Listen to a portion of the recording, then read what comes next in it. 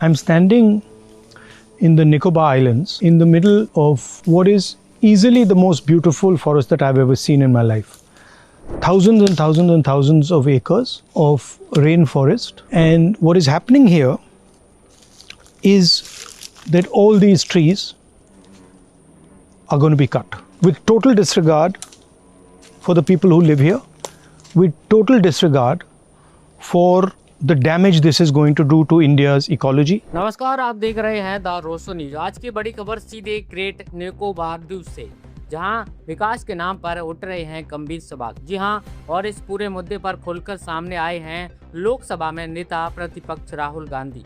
राहुल गांधी ने इस परियोजना को बताया है प्रकृति और आदिवासी विरासत के खिलाफ सबसे बड़ा अपराध और एक बड़ा घोटाला। तो आखिर क्या ये पूरा मामला क्यों हो रहा है, इतना बड़ा विवाद, और सरकार क्या कर रही है, आइए समझते हैं पूरी रिपोर्ट। दरअसल राहुल गांधी हाल ही में ग्रेट निकोबार द्वीप के दौरे पर गए हैं, जहां उन्होंने स्थानीय लोगों से मुलाकात की, जंगलों को देखा और हालात को करीब से समझा। दौरे के बाद राहुल गांधी ने सोशल मीडिया प्लेटफॉर्म एक्स पर एक वीडियो शेयर किया, जिसमें उन्होंने कहा उन्होंने अपने जीवन में इतने घने और प्राचीन जंगल पहले कभी नहीं देखे। ऐसे जंगल जिन्हें विकसित होने में सदियां लग जाती हैं, लेकिन अब उन्हीं जंगलों को काटने की तैयारी चल रही है। राहुल गांधी ने आरोप लगाया कि सरकार इस पूरी परियोजना को प्रोजेक्ट कह रही है, लेकिन असल में यह कोई विकास नहीं बल्कि विकास के नाम पर विनाश है।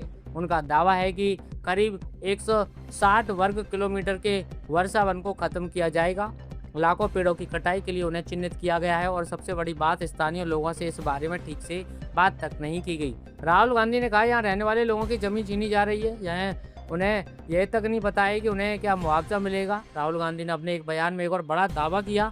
उन्होंने कहा कि द्वीप पर रहने वाला हर व्यक्ति इस परियोजना के खिलाफ है, लेकिन उनसे कोई राय नहीं ली गई, कोई सहमति नहीं ली गई। यानी सवाल ये उठता है कि क्या विकास लोगों की मर्जी के बिना थोपा जा सकता है। राहुल गांधी यही नहीं रुके, उन्होंने सरकार पर गंभीर आरोप लगाते हुए कहा सरकार नहीं चाहती थी कि वे इस द्वीप पर जाएं, और उन्हें रोकने की कोशिश भी की गई। उन्होंने इस पूरे प्रोजेक्ट को बताया देश की प्राकृतिक संपत्ति की सबसे बड़ी चोरी, आदिवासी विरासत के खिलाफ गंभीर अपराध और अब तक के सबसे बड़े घोटालों में से एक। वहीं राहुल गांधी ने यह भी कहा कि द्वीप के लोगों ने उनसे इस मुद्दे को संसद में उठाने की मांग की है और वह इसे खुशी खुशी उठाएंगे। उन्होंने खासतौर पर युवाओं से अपील की कि इस मुद्दे को समझें, क्योंकि यह उनके भविष्य से जुड़ा है। अब बात करते हैं सरकार के पक्ष की। केंद्र सरकार का कहना है कि यह कोई साधारण परियोजना नहीं बल्कि करीब 81,000 करोड़ रुपए का मेगा प्रोजेक्ट है।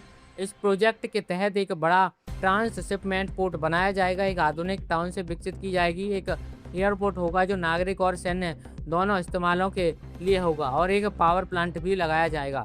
सरकार का दावा है कि इससे समुद्री व्यापार को बढ़ावा मिलेगा, देश की कनेक्टिविटी मजबूत होगी और सबसे अहम भारत की रणनीति स्थिति और सुरक्षा मजबूत होगी।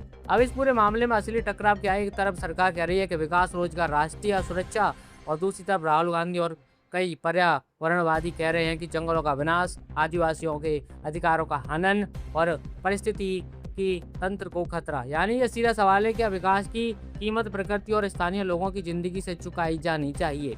तो ग्रेट निकोबार का यह मुद्दा अब सिर्फ एक प्रोजेक्ट नहीं रहा, यह बन चुका है विकास बनाम पर्यावरण और अधिकार बनाम निर्णय। अब देखना होगा कि क्या सरकार इस प्रोजेक्ट को आगे बढ़ाती है या बढ़ते विरोध के बीच इसमें बदलाव करती है।